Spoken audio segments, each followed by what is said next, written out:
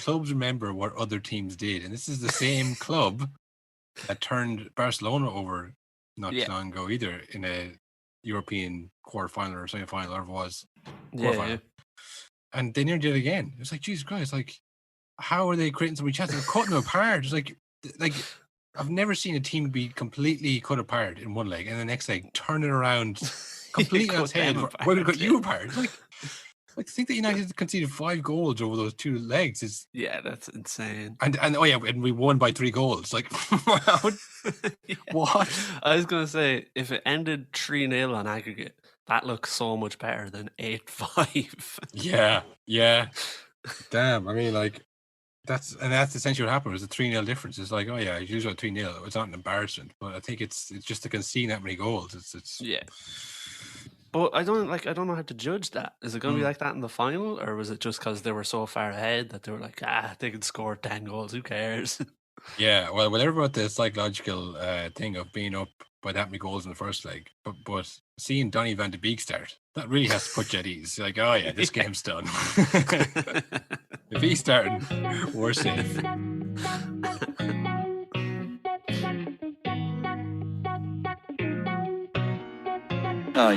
Honestly, that is nonsense. Nonsense. All nonsense. But listen, I've been on that road before. Nonsense. Talking nonsense. Why should we accept somebody talking nonsense? Like, what would you say? Just why are you talking nonsense about us? Why are you talking rubbish?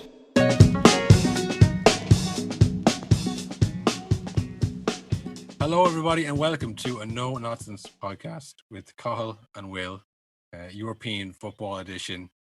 Some strange results, if you ask me. I mean, I was maybe other people were expecting the favourites to go through, but I maybe got. Well, you might think that I got them wrong, but in another way, did I get them wrong? Because I was working on bad intel.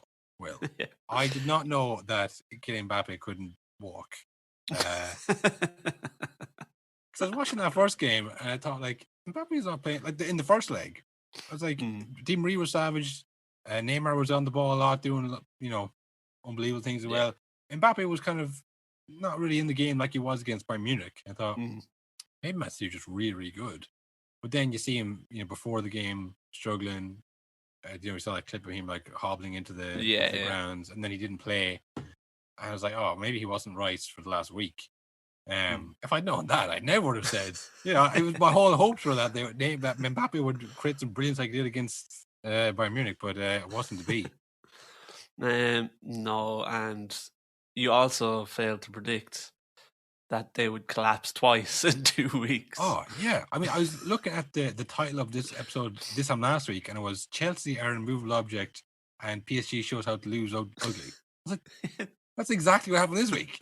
And really, Chelsea weren't a movable object last week because they conceded. But it was like I was predicting this week's results. It's like that's exactly what it was. Like PSG had the exact same breakdown again. They should have had about 3 men sent off towards the end. Man, Di Maria. What was that? What was he doing? I have never seen a more blatant I'm snapping moment. Oh, he was taking it so serious.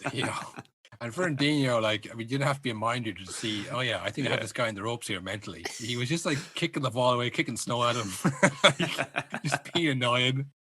And then the ball goes down, he follows him down afterwards, probably saying other, mean things about whatever. And then it kind of reminded me a bit of when I saw the Zidane headbutt to the chest. It might hurt a little bit, but if you're going to do him, crack him right in the bridge of the nose. Punch him. Poke up his face a little or something. You know what I mean? But this takes that to a whole new level. He just barely stamped on and reached out to his foot and didn't get any power behind the stamp. Just did nothing but get yourself sent off. That's all just it was. Lashed out. Yeah. A real petulant child. We don't have a child lashes out. Yeah.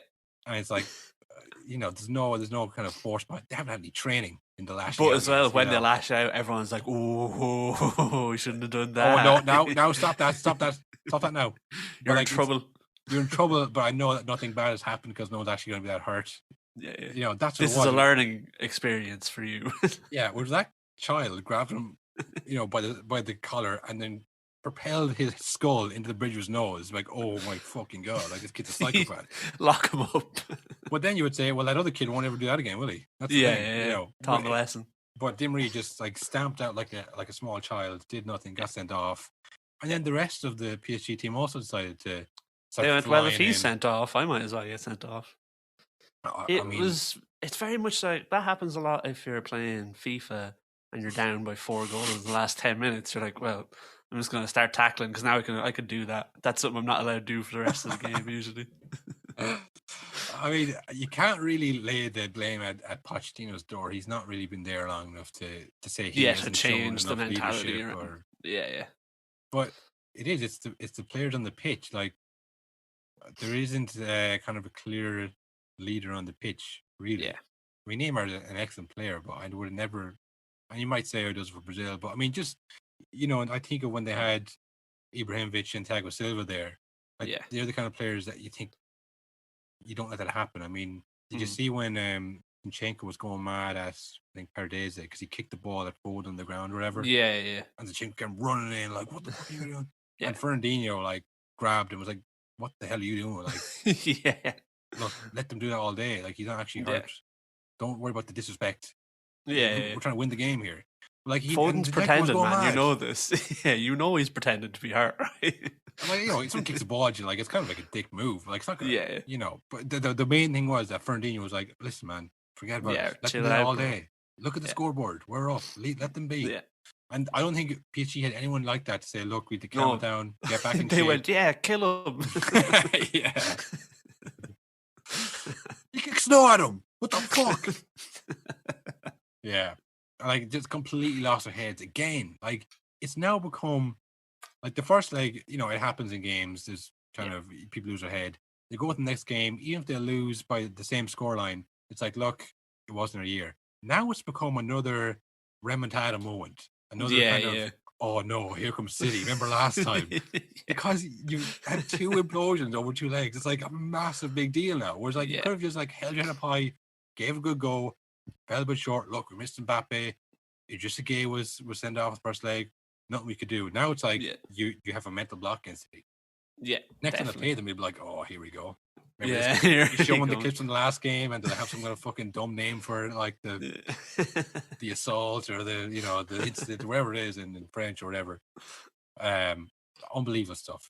I couldn't believe it, to be honest. I was watching. I was like, I don't know how have they? How did you not learn last week? Yeah.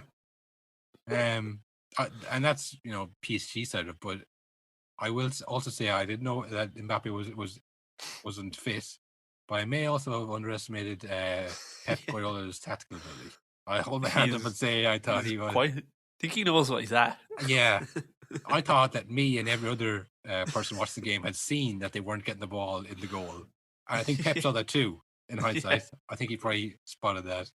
Foden and Mahrez were pushed a lot further this game, so they were getting into positions that they, you know, I guess the striker, which usually would be there, which is Kevin De Bruyne, he was kind of leading the attack, and they were flying for those wings, getting into the right positions. Mahrez, 2 goals with his right foot. I mean, it's weird. 2 of probably the best players this week in Champions League, or just in Champions League, were Mahrez and Kante. Still, the players who everyone was like, they'll get a big move and then they'll kind of get back in line to where they should be talent-wise, but they're unbelievable. They're as good as ever. Yeah. Like, they were... How did Leicester get them? Well, that's what I saw a lot of, you know, tying it back into the Super League and the football pyramid and progression, all that stuff. It was like the, say, 2012, Kante and Mahrez playing in League 2 in France to now, in 10 years, they're Champions League finalists with different teams. So it's like, that's the kind of, not every player obviously is that same, but I mean, isn't it worth it to see 2 who started and worked their way up through the divisions and like, you know, I think Mahrez was, I don't know if it was Mahrez or Kante, but one of them was playing in like way down the pyramid when he was like 23 or 24. Like, he wasn't, it took ages for him to work his way up. Yeah, once he became like when he got spotted, he moved up pretty quickly, but it took him more. Yeah. Like, it's like that overnight successes take 15 years. Yeah, It's that kind of a thing, and it is nice to see. And you might say, "Oh, well, they were bought by Chelsea and City, so it's not really." But that's not really the point. The point being that, like, they were excellent in both their games. Mahrez especially. He was saving that one, wasn't he? The right foot. Ah, man. Every time he gets the ball, it's like he's cutting back in his left. I know what he's doing, and everyone knows what he's doing. And that first goal, when he was coming in, I think Kipembe was like, "Oh yeah, he's gonna fucking do me here. He's gonna cut back in. I'm not gonna dive in." And he just smashed it in with his right. I was like, "Oh, fuck." He can do that. Shit. And then the next goal as well, similar thing. In a month ago, you said he's going to try and get that back on his left and around the keeper, like overcomplicated to get back. He just, no, straight in, bam. That's how you finish the game. Him and Foden were excellent on the wings. Yeah. And it's perfect because they were lucky against Dortmund. Like they had the Jude Bellingham one that was, on the edge. Yeah. And you had the one the last game, I would say it was lucky. And then this game is the best I've ever seen them. They're now pushing the white players forward. You have Foden and Mahrez reaching a new level at the perfect time of year. Yeah, exactly when you need them. It's like Pep's pulled a masterstroke here. Now no one has even time to study. They have one game to study how they play. I was like, Jesus, this guy is pretty good. Their centre-backs are still like, who plays striker for them? Yeah. The manager's like, I don't know. They have one game to go on. But yeah, the best, I think, when City took over and it was always their goal to be like Barcelona. Because like it was around that time, 2009, 2010, if you wanted to buy a team with loads of money, it's like, I want to play like that team. Yeah. And apparently it was Abramovich. You ever heard that story about Abramovich when he watched Man United versus Real Madrid? Yeah, the 3-3 or 4-3. He watched Ronaldo get the standing ovation. Yeah. And he's like, I want that. It's like, I want that on my team. And the City, I think that's as close as they'll ever come to that Barcelona great team. Yeah. Like that was the best I've ever, like of all years, to say this is the best I've seen City play this year. Like it is, but they were unbelievably good. I can't see Chelsea beating them, to be honest. No, me neither. Yeah. We should talk about Ruben Diaz actually. Oh man, he was unbelievable. I skipped over that, but I mean, Ruben Diaz. This is the thing, they've spent so much money on centre backs. Yeah. With varying levels of success. Like Mangala is the one that people point to. He was like 42 million. He really never did anything. Influence. Who else? Mendy as well was a fucking disaster at fullback because he's so Mendy's not great. But Otamendi was decent actually. He was kind of a middle of the road kind of centre back. Yeah. But, big money. Like yeah. They've got a lot of centre backs wrong, and then they broke the record to sign in Ruben Diaz. Yeah. And I mean, this is always the thing about City is that when they're playing with Vincent Kompany, they were a different team. Mm-hmm. And it was always when he leaves, what are they going to do? Imagine how lonely City would be with that company. Yeah. Who's going to fill that void? And they had bought so many centre backs in, so many defenders, and they've just at the last go, just as Kompany leaves, they get it right, like perfect time for them. And he's 23. Yeah, he's gonna be. He's so good, man. Like he was aside, he could be 10 years there, being the next Vincent Kompany for them, which is literally what Kompany was. He literally makes the others around him better as well. Like if John Stones is playing beside him, all of a sudden John Stones is world class out of nowhere. Yeah, well, John Stones is now good, the Rio Ferdinand to Vidic. Like, it's like Ferdinand that's insane. Yeah, and it's like you think of say Sané or who else they have as a winger like Scott Sinclair. No, it wasn't great anywhere else. He was good at Celtic. But you getting good players like that, and they can go, and then you can bring in somebody else. Like they don't have to work out. They don't always have to fit. Yeah, like centre backs when they leave a club, it can just gut you for years. Like think of Vidic at United, obviously. Yeah, sure. United, like only now when Maguire came in, that's kind of started sorting itself out. But even still, they need another one. Like they need another Maguire still. Like, and you think of Thiago Silva at AC Milan, like we said. Yeah. Like whereas, like you just don't replace a centre back that quality easily. Nobody does, Yeah. no matter how big or how historic your club is. Like, There's only so many centre backs. Yeah, like there's loads of strikers, there's loads of wide players and midfield dynamos, whatever. But like centre backs just seem to be a real diamond in the rough if you find them. Like, I mean, it's hard to come by them. So, yeah, it's scary to think that they could have him for another 10 years. But I mean, and they won't get bought out because it's City. Like, even if it was United or Liverpool, say, well, Barcelona, Madrid could come knocking. But like, if you're playing with Pep at City on the most money you could be on, where do you go from there? Like, you reach the top of the mountain. I'd see after the game, and I'll get your take on this. You know, did you see after the game where he was talking about Man United and Real Madrid being lucky to win the Champions Leagues? Did you see that? No, I didn't see that. Well, see, he's on BT and he was asked about, like, you know, what it means to get here. And if I was giving him the benefit of the doubt, I would say, see, this is the first time he's been in the Champions League for 10 years. I don't think his first inclination is to go, and Man United were lucky, and Real Madrid were lucky, and I'm the best manager in the world, ever get eat shit. You know, I think he was genuinely trying to be like too smart and like, all right, well, I know everything about football and every result, so I'm going to try and relate to these English fans. I'll give them results that they'll know about, like Man United results. I think what he was saying was that, like, they have been very consistent. He was saying we've been really consistent this year, but you need lots of luck to win it. Yeah. I think he was referring to the last game and even the Dortmund game. So he said, you know, Man United were a great team, but they won it because that John Terry slip. And Real Madrid, you know, got that winner in the 93rd minute, even though they were a great team that year as well. So you need that kind of bit of luck. And Rio Ferdinand then was obviously in the studio. He was like, what the fuck? Took the bait. Took the bait that I personally don't think he was here to have. I think that makes sense. There's nothing wrong with saying that. Like, that is luck. Another player slipped on her arse taking a penalty, like, in the rain. But that's me explaining it after the fact. Whereas if you just heard Pep saying it about the time he won the Champions League, one time you won the Champions League, that's quite lucky. I was like, wait, fluke. So I can see where Rio's coming from as well. But he later on, then I think Jay Humphries was like, so do you think they're on the way for the treble? And Rio's like, yeah, not really though, because not real treble. That was few, Pep. He literally said that. I was like, oh, okay, fair enough. Yeesh. But no, look, maybe I'm wrong. Maybe Pep was like just basking in the glory and be like, yes, I'm back. You're all fucking frauds except for me. But I think he's probably just being too much. He's a nerd. He's a footballing nerd. He knows all the results off by heart. Like, he knows every piece of information from it. So I think that's fair enough thing to say as well. Like, but no one remembers that. No one's going to remember. No, you're lucky because Mbappe wasn't playing that semi-final. Who's going to remember that? Like, if they win, you know. Like, I remember the Ronaldinho wasn't playing in that semi-final in 2008. You know, no one talks about that. The only reason they talk about John Terry slipping is because everyone hates John Terry. Because he also in that game, it's like the famous thing for United that I think he spat at Tevez.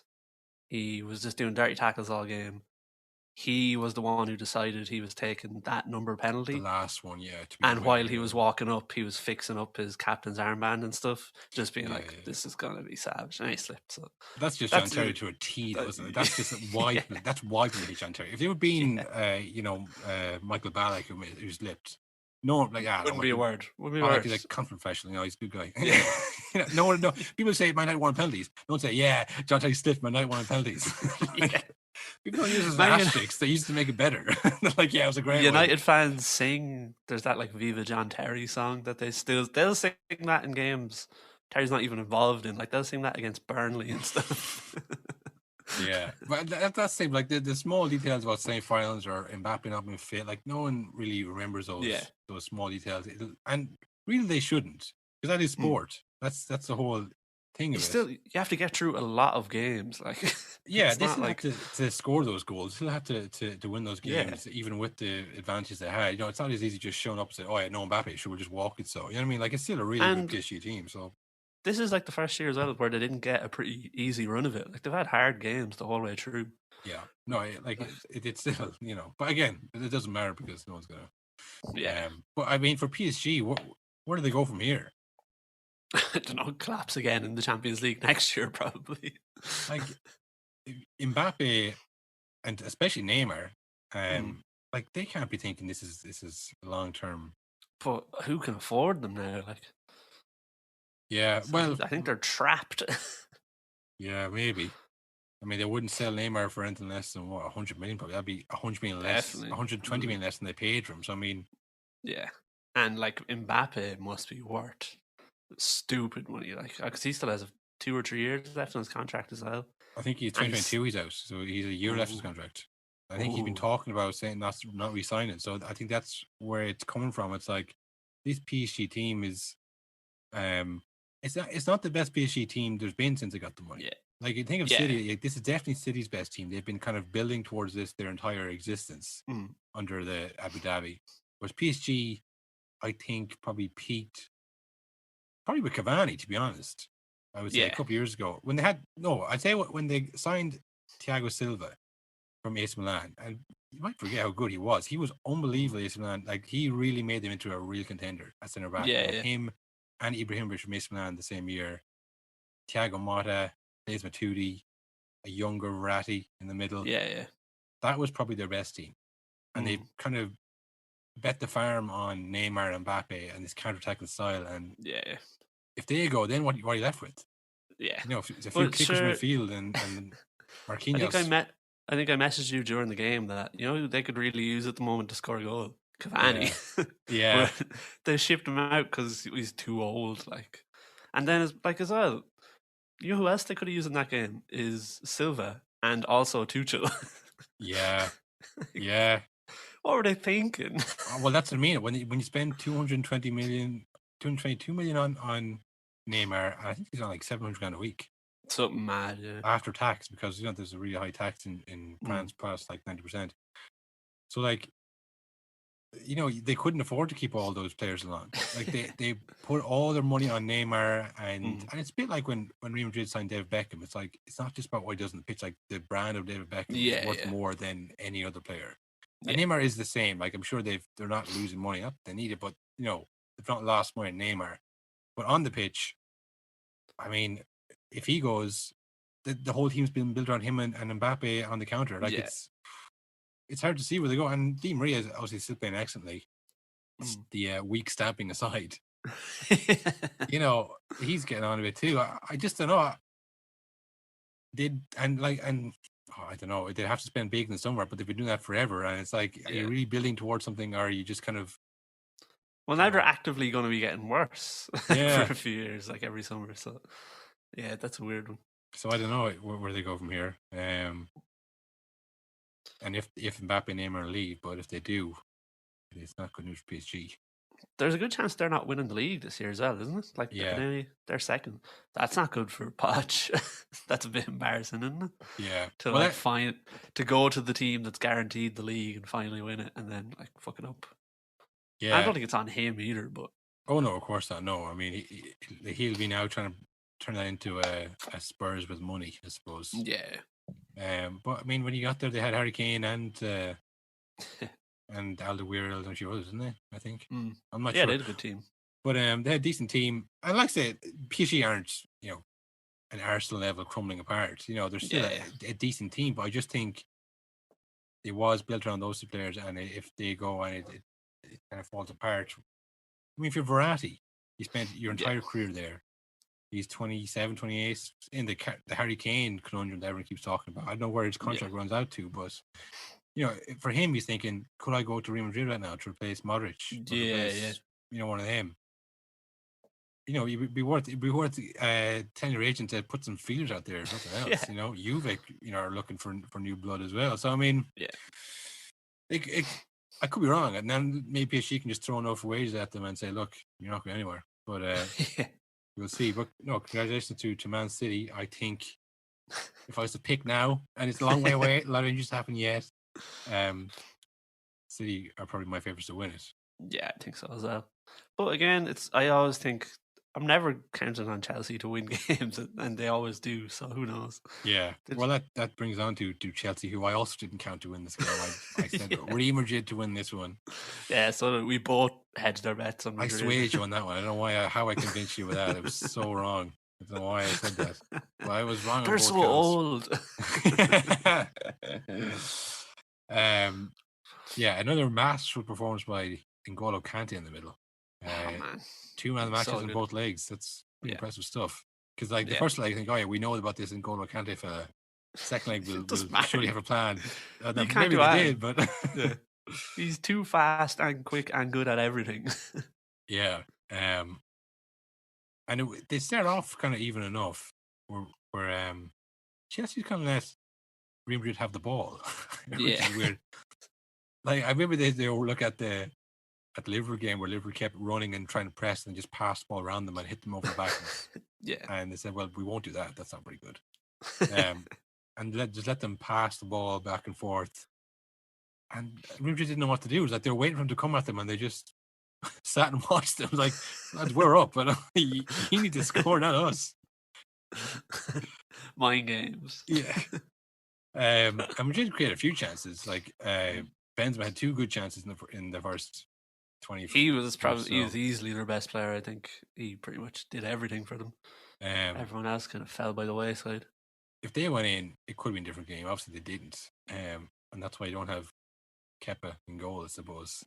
Yeah, because that first goal goes in, and then they get a bit of run, and then now you are pressing because now you need a goal. It changes the whole game. So 2 huge saves by Mendy in the goal. And after that, though, then it was kind of all Chelsea. Again, we said it last week, but so damning on Frank Lampard and what he was able to do with this team. Like, I don't know. Savage. Time is a flat circle for Chelsea, actually. I mean, it wasn't 9 years ago now that a young manager, slightly inexperienced, but has had some success, comes into a club that's renowned for sacking managers, takes over a team of talented players. I just can't seem to get things going right. Players turn against him, he gets sacked. A new man comes in, and they go all the way to the Champions League final.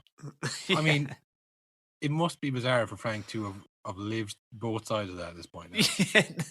I say that year, he was like, this will never happen again. Wow. And then he's like, oh no, it's happening to me. I'm the bad guy. And did you see a few weeks ago, Jorginho come out with like almost eerily similar quotes to what Frank did when he was talking about AVB when he got sacked. I was like, oh, maybe Frank did do the gesture. Because I mean, I remember they had very blatantly lost, very vocally being against AVB, and they had friends in the press and all this stuff. And it was much more of a kind of a coup type feel to it when AVB got sacked. I mean, they called it DVD. He just kept bringing them into the Michael Scott situation, bringing them into the commentary room, showing them DVDs of the games. Like, can we just fucking get back to work, Michael? So you just call them DVD. But like, this one was much quieter. Like, these Chelsea players didn't seem to be not liking Frank. But I mean, Jorginho was just like, John probably came a bit too early for him. Didn't know what he was doing, did he? You'd be so riled up seeing that, wouldn't you? But just sitting at home being like, oh, fucking Jorginho. But then when you think, well, I did say the exact same thing 9 years ago to my manager, so I guess I get it. Look, live by the side, die by the sword, Frank. Nothing you do there. Now, the only thing I will say is that team of the Chelsea team that got the Champions League final in 2012 was not as good as the team is now. Yeah, definitely. Like, not on paper, not on the pitch. Like, it was like Frank Lampard had lost a yard or two pace. He was maybe a bit past it. He had a bit of Indian summer after that, but I mean, at the time, it was like he's not, the Lampard of years ago. Yeah. He was in the process of changing his game, I think, a bit. Terry was a liability, truth be told, at centre back. They had like John McHale, Kalou. Drogba was still good, but wasn't. It was the old team who were now old, I guess. Whereas this team is a brand new team. It was always going to take time for them to settle in, and it was always going to take a really good manager to manage that and let everybody feel happy and we're all in this together, even though you're not playing. And did you see Pulisic after the game actually? But just I saw he was buzzing. Was he talking after the game? Yeah, I was talking to the dressing room and he was buzzing. I was like, oh, look, that's a real team. But after the game, he was on American sports. The Alex Scott and Jamie Carragher. Yeah. And she was like asking, like, that must be really frustrating for you to like play so well last week and then not start again this week. That must be like maddening. And he was like, yeah, it is. Like, it really is. I had to prove myself again and again and again. And you know what? I just look to God and hope that he guides me through. Like, and I was like, it really took me out because like it's a real American thing to thank God for your successes. Yeah, Like you'd never see it over here. The only one I've ever seen do that is Kay Taylor. She does that a bit. She's kind of he was like really angry. He's like, no, you know what? God's on my side. He had to like turn to God in the middle of the interview to not say this is bullshit, man. It's fucking bullshit. But he was like clearly annoyed. He was clearly like, yeah, it is frustrating. You're right. Like, because and this is the thing. I don't think it's any surprise that City and Chelsea are in the Champions League final because they have the two biggest squads. Like, who came on for Chelsea? It was Pulisic, Ziyech, and the fucking all-star team. Like people are saying Reece James could start for England at the Euros. He isn't even starting for Chelsea. That's the depth of the squad they have. We've talked about City's squad. Yeah. Depth. But like, I was going to say. I think did you see what Tuchel said after the game about Pulisic? Where he was like, he was angry, but it was good he was able to use that anger on the pitch, which makes me think Tuchel was like, I'm not going to start him. He's going to be unbelievable when he comes on. Yeah. He knows exactly what he's doing. Like, and that is man management in a nutshell. That like, you know that he's angry. I can't play everybody, so I have to kind of use that to advantage and say, look, well, I like he's using them. He's using like he wants him to be angry to come on and say, well, that's better than you being sulking. If he was sulking, that'd be a different approach. Like, but I could see Frank just something to behave. Yeah, shut up. Sit down. Behave, son. Behave yourself, yeah? Try once. It's just different management styles, different management styles for different needs. Yeah. And did you see the picture? I showed you the picture of Pulisic and Mason Mount. Man, it made me sick. It's what, 2014? Or 2014 and their children. They look like they're about 11. Man. I was repeating first year of college. I was already dropped out. Yep. Well, look at us now. You dropped out. I stuck with it, and we're just both doing a podcast that no one listens to. We might cut that. Yeah, no offense to the people who do listen, but you get it. If you get it. Ask any of your friends you heard this podcast, and then you'll get it. No, I'm not having to go. But no, the point is that we're old, and Pulisic, I did not know was at Chelsea at any point. Me neither. Never knew. Sure, he's American. How did he get there? Yeah, I mean, I'm sure he was an unbelievable player from a young age. Obviously, he was. But like, Mason Mount was famously at Chelsea, and he got loaned at Derby, and he just came back. Pulisic was bought from Dortmund, wasn't he? I thought so, yeah. So, I mean, I have to go to a deep dive on a Wikipedia maybe on Transfermarkt. But I thought he was like American and then German relatives, and then kind of went to. I didn't know how I thought he ended up with Dortmund, but I didn't think he started at Chelsea at one point as a 10-year-old. But yeah, that was a cool picture, I thought. Yeah, seeing like that. And Foden as well, fucking playing against them and stuff. Yeah, Foden playing against Reece James, also, also looking way too young for 2014, whatever it was. Yeah. Well, he is only 20 now, I suppose. So, I mean, he's that does make more sense. But, and yeah, well, and Real Madrid, they didn't look. Well, look, did you see the clip before the game of the plane, the Real Madrid plane? They were waiting 20 minutes for Valverde to come because he went on a COVID test. Oh, that's sucks. How. And not that Valverde's a bad player, but they were so short that like we can't take off without Valverde, because Ramos clearly wasn't 100%. Yeah, definitely not. Bernard Mendy was not the player he was against Liverpool.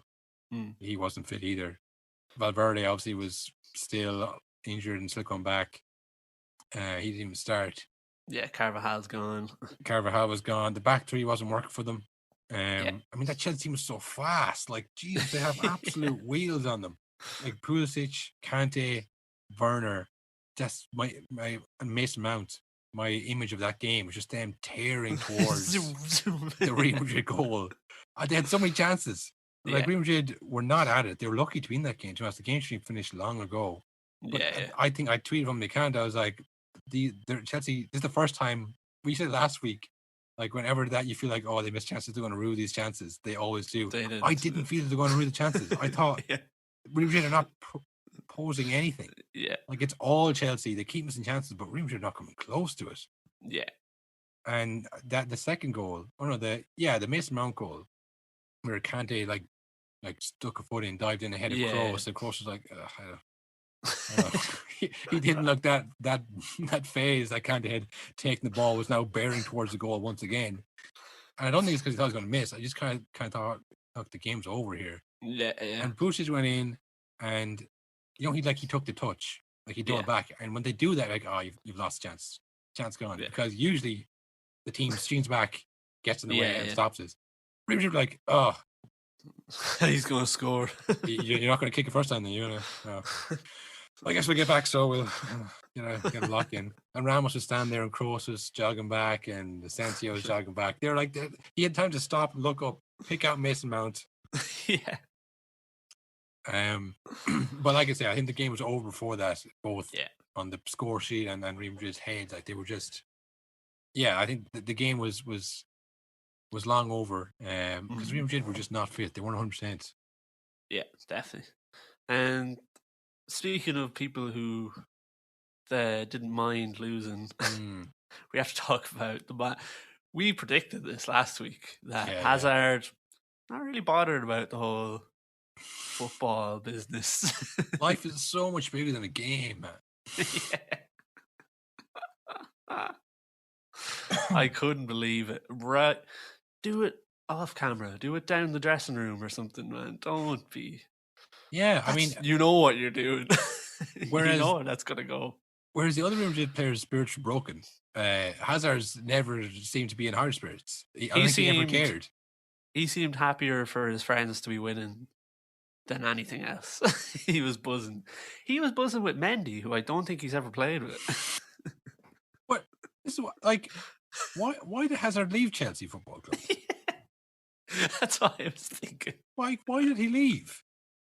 If he loves Chelsea so much and is still friends with the players and is like happy to see them, like, I remember, the video, the pictures going around was when Ronaldinho played against Barcelona again. Yeah. Now, Ronaldinho infamously jettisoned out of Barcelona to make room for Messi and the whole new generation. Like, he didn't want to leave and he was forced out. He was told, look, you got to go. So that's when he was back and he's suited with Puyol on the boys. Like, that makes sense, because he didn't ever want to leave. Hazard, no one made Hazard leave. They were desperate for Hazard to stay. And he was like, I want to play for Madrid, got to go. Like, remember his speech at the Europa League, after winning the Europa League, where he's like, I think, the time has come, blah, blah, blah. It had not come. He could have stayed. Yeah, which makes you think there was probably more stuff going on behind the scenes with the executives at Chelsea, or maybe it was Abramovich threatened his family or something. I don't know. I don't know. It outwardly it seemed like that they all wanted him to stay and that everyone was desperate for Hazard to sign a big deal with them. But it looked like he was kind of, no, I gotta go. It's time. And after the game, he was, apologizing for the video. Like, no, I want to be Madrid. I want to win Real Madrid. That was just taken out of context. You laughing and joking with Chelsea players, like, it doesn't add up. There's something missing here. There's a story here that's going to come out that he was forced out of Chelsea before his time. But the official word is that he wasn't, that he wants to be at Real Madrid, which, I don't fucking believe. Yeah, not me neither. You saw the Tony Kroos tweet. Oh, man. Wow. Be so annoyed. For anybody who doesn't know what we're talking about, before the game, apparently he made someone asked him about what I think about Pulisic or Mason Mount or Werner or any of these players, and Tony Kroos like, look, we don't lose sleep over individual players. We kind of do what we do. We trust the process type thing. A real kind of a vague kind of sports answer. Yeah. I'm not going to give anything away. I'm not going to have a go at anybody, because who gives a fuck? Tony Kroos is a professional. Like, he's been doing this for years. He knows what to say.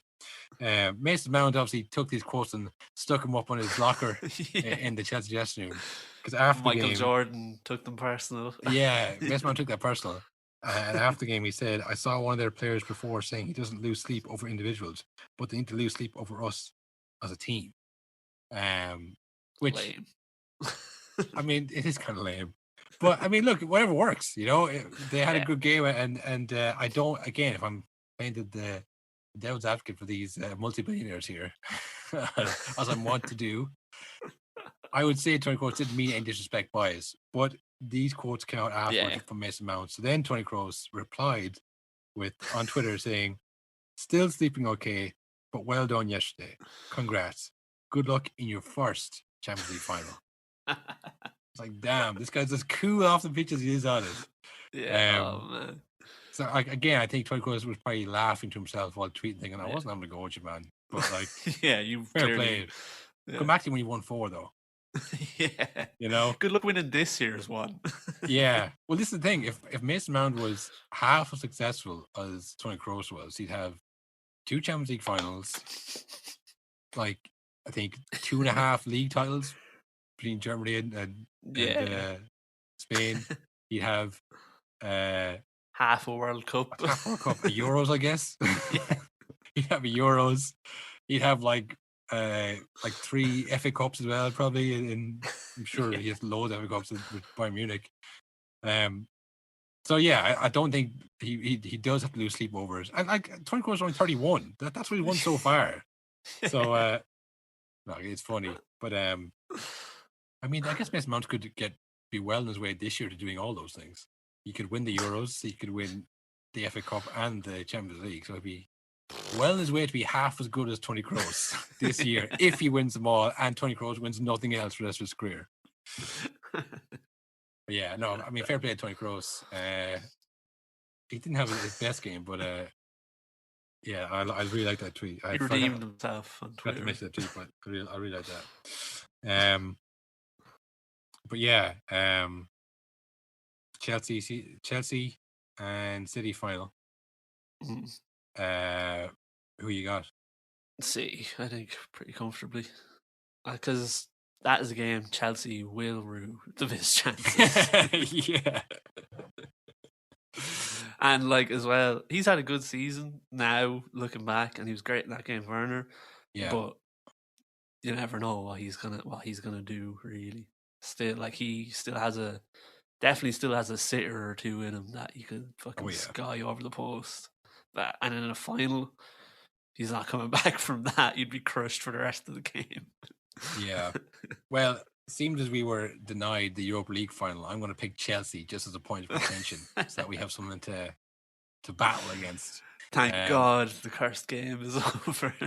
I think that Chelsea team is slightly more likable, to be honest. Yeah, I think so as well. Yeah. And obviously, we all love Tino Werner, and obviously everyone loves Kante as well. Yeah. I don't particularly like Fernandinho. I think nasty. He's a player you'd like on your own team, but I Yeah. mean, when he's playing against you or playing for opposing teams, like, oh no, I don't like the dude at all. He's got. I was saying this not too long ago to someone that De Bruyne is unbelievable, but you wouldn't go for a pint with him. Yeah, well, his cheeks get so red. He make a show of you at the pub, like look at this lad, fucking. Let me talk. Shut up, man. Shut up. Go smoke there. You need to relax. You need to fucking get relax. a pint of water in you. You're fucking got as red as tomato, man. Fuck. You out in the sun today? Jesus, I swear I sit along the beer garden. Let me talk. Let me order the drink, man. Yeah. Let me order. Look, you get a glass of water. Your cheeks are fucking red as Jesus Christ. Look how the women are leaving us, man.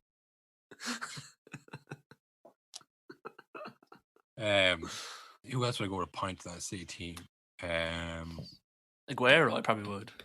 Yeah, Aguero, but he's not playing. He doesn't get to play. He got run on like as a charity match. You know what I mean? Like give Aguero a run there. You know, Sterling as well. Sterling's been relegated to that. Give him a run at the end of the game. Yeah. Well, that was after was it the FA Cup or the league? Yeah. Whatever game he dropped that stinker in. And it wasn't good in the FA Cup now, no. But yeah, like that's again, you're bringing on Aguero and Sterling, and you have Jesus on the bench. Like that is why City and Chelsea have got to the final this year. Is that like Real Madrid were out on their feet in terms of players. PSG as well. Again, not small clubs, not teams with traditionally small squads, but I mean, it just takes a mammoth squad this year with the games being so truncated and so many games being played that the teams with the most money and the biggest squad have now got to the final. So it's like, well, that's the story of the season. Like City going to win the league, but you see the players that come on, it's unbelievable. So yeah, I'm going to go for Chelsea. Because I think I like them slightly more. Aspilicueta, another likable dude. The Spanish Yeah. Seamus Coleman. As he's lovingly known. In some quarters. Yeah, I don't know. I would like to see again. It's like, do I want to see Chelsea win? I want to see City win. Yeah, I wouldn't really care either way. Or I'd rather see. Well, I think I don't really care at all. But in terms of who I'd like to see win. But yeah, I'll go Chelsea. You go City, and we'll try and make a bit out of that. I suppose. I don't know. See how it goes. But it'll be a good game. The point is, it'll be a good game. Like they are two good sides, and some really good players playing. Lots of moments of brilliance, hopefully. So and usually finals aren't great, but hopefully this one will be a lot of missed chances probably. These two teams. Lots of ball going in the box and just not going to the goal. But one team that knows how to put the ball in the goal, two teams that do know how to put the ball in the goal are Roma and Man United in the Europa League, which we watched yesterday. Dear Jesus. Madness. Way too close. Way too close to the game. Roma scored 3 goals in a game where De Gea made 10 saves. How many chances did they have? 13 shots on target is, if you don't, and they did win the game. Obviously, they lost the tie, but like I said to you before, is like if you see Donny van de Beek starting, you know that this game is won. That was obviously in United's heads because they were just torn apart. It's like, is this the same team from last week? I was like literally looking at the team. What have they changed? It was like more or less the same players. I have a theory. Banging the goals. I have a theory on why they were so all over the place. Well, the main reason they were so all over the place is Eric Bailly he's so irrational. Yeah. Imagine trying to be his centre back partner and he's just flying down the pitch or he's playing left back and stuff. You just wouldn't know what to do. But I think because it came out yesterday, I think that the Liverpool game got moved to May 13th. So United have 4 games in a week or something mental. So I think as soon as they heard that news, Ollie was like, do not get hurt tonight, please. Yeah. Don't run that much. Calm down. We have a lot of games coming up. Yeah. 4 in a week is insane. I've never seen a triple week on fantasy. And that's I saw that too. I was like, damn, I'm still in this. I'm still in this fantasy table here. 1 triple game week is all it takes. A triple game week, triple captain. That's the key. That's fucking 9 times. I won't tell you which one I'm going to play, but he's going to play all 3 because I mean, you couldn't play them all in these games. No. You could not expect injuries to happen and as well, the league. I think they only need to win 3 games in the league, really, and then that's top 4 sewn up. They might lose out on second, but does that really matter? Second or third. I mean, I know you'd say, the psychological thing of coming behind City or whatever. But if they win the fucking Europa now, that's more than finishing second, surely. That's a trophy, so I'd imagine that's the thought process of just get through a few. No, it's you shouldn't have to. That's the whole point here. You shouldn't have to be fucking right where we can play players against that team and not against that team. So why is there games that you have to pick and choose where you can play your best team? What is the point of another competition if it's solely used to play? It just makes no sense. It shouldn't be a case where you have to pick maybe once or twice in the year is acceptable. That can happen. There's only so many days and games in the year, but not the run in shouldn't be right. We should win these last 3 games and then we can play the under 16s. Then you have Europa League, and for that game you have to play all the rest players. But then it just makes no sense. And then you have players themselves looking forward to international competitions in the summer, and they're thinking, fuck, I want to be fit for my country because I'll have enough pressure from that. So it's it's tough for them. What did you think of Villarreal? Because I didn't see that game. Were they any good? No, I think United will probably win the final, provided they can play the best team. But Villarreal were, I mean, they had, Francis Coquelin playing, long-serving Arsenal player, who I don't know why they got rid of him and bring in other players, but whatever. Same with Giroud as well. Why are you getting rid of? Well, I know why they got rid of Giroud, but I mean, Coquelin is still as serviceable defence midfielder as Arsenal have or have bought since. Giroud got chances. I mean, Giroud's in a team with Sanchez with Mesut Ozil. You had Wilshere and Ramsey face Santi Cazorla. Like the balls he was getting, the service he was getting to never score more than 20 league goals in a season. It's like, you're not good enough, pal. Like, you cannot have a better service of the ball. He's done lots of goals. And yeah, I was like, he has, but like the eye test tells you enough. Like, you watch him, like, he's not the level of a Cavani. Right, yeah. He's not the level of like a Cavani now. Like the way he moves and the pace, like that's what Arsenal needed. Like that's what Van Persie was. And Drew was a step down for that, 100%. Yeah, that makes sense. So you can say, oh, well, you don't have as good a striker as him now. It's like, well, what's the point of continuing with a striker who's not good enough? Yeah, you know that makes sense. Aubameyang was that good at Dortmund, and maybe last year he was as well.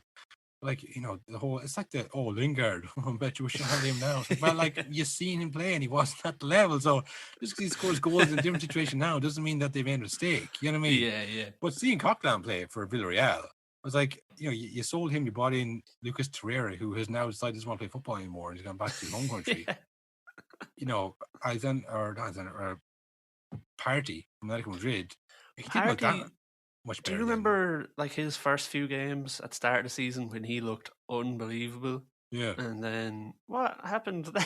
Like, again, you can't have one player in a team of it's a team game at the end of it. So he might come in and bring a kind of a boost, but like the team around you is not. Yeah. But they had Smith Rowe and they had Odegaard playing kind of around him. So he was like doing all the defensive work. He was out on his feet by the end. Like, you can't have that. You can't have one guy doing the job with three men. So, but like I said, Villarreal, they had Edna Capu, they had Carlos Bacca. Remember him from AC Milan? He's 34 years old now. He came off the bench. Moreno's probably their best player. He plays for Spain, probably started for Spain in the Euros. But they leave a lot to be desired, I think. Arsenal were kind of like Real Madrid in that you had Aubameyang recovering from malaria. I think he lost a stone and a half in over 2 weeks. He said he was the sickest he's ever been. I was like, I don't doubt that. He had malaria, man. And he's like, start him. Yeah, he started. Xhaka got injured in the warm-up, and he's a terrible left back as it is, but he was covering for Tierney, who had to then start, who wasn't fit either. Yeah. So Arsenal were like a skeleton squad, and they still nearly won. Yeah. The game was lost in the first leg, I should say, but I mean, Villarreal were celebrating because it's first European final they've got to. They were a small enough club, small town outside Valencia. So, they do very well to beat United if they have their full squad. But do you think Arteta keeps getting away with it, or is he? Well, I think he's now in the safe zone, as in who would they get to replace him? There's not too many, because I don't know if you saw, but I think like 3 of the managers Tottenham were after have all got new contracts at their clubs to stop them going to Tottenham. So that's managers who were probably on the out that are now wrapped up. Yeah. That's the thing. It's like, well, what about Tottenham? Are Tottenham in Europa League spots there, are they? They're in 5th or 6th. Yeah, they're not far. Yeah. They'll be there. They're out in Europa League. Arsenal will not be. So they won't have European football. The squad, from the outside looking in, anyways, it doesn't look great. Like I think on Virgin they asked Damien Delaney, so Arsenal like kind of in a rebuilding stage. I went, Jesus, I don't know. Are they? It's like, it's hard to like, are they rebuilding? Like, just because they have 2 young players in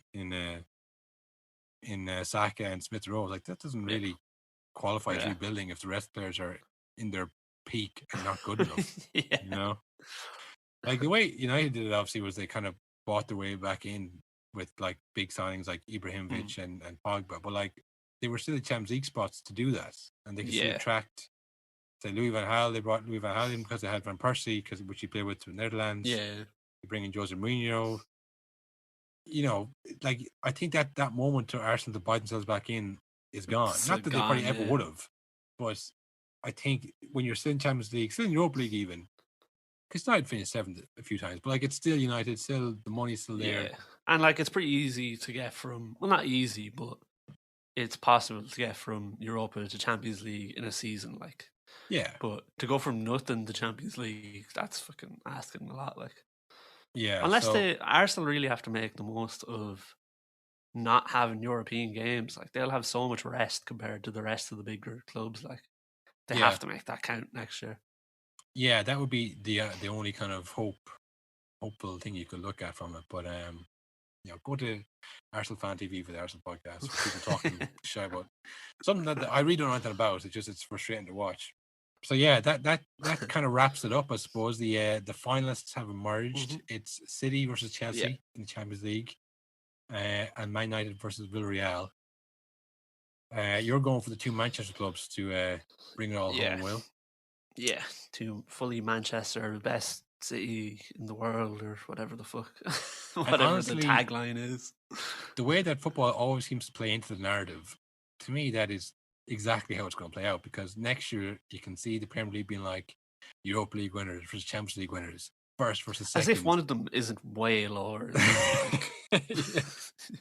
But the narrative, think of the same city, two teams, European giants. Like it's perfect. Even though just ignore Chelsea will probably be the team that win next year after all of this. Like that first Manchester derby coming up, that'll be all about that. Yeah. The Europa League highlights, Champions League highlights, first versus second. Tevez will be in there somewhere in the VT. But that interesting actually. Chelsea play City in the league next week. Yeah. Which is going to be great. That's a real tester. But City can just cruise through that game. City will probably play the B team just as we want to show you what we really have. City will play Nathan Ake and Jesus and give them nothing. Give them no inkling of how they're going to play. I would love that. I would love to see them just play Kyle Walker in goal. Just completely fucked them out. There you go, boys. Yeah, work that out.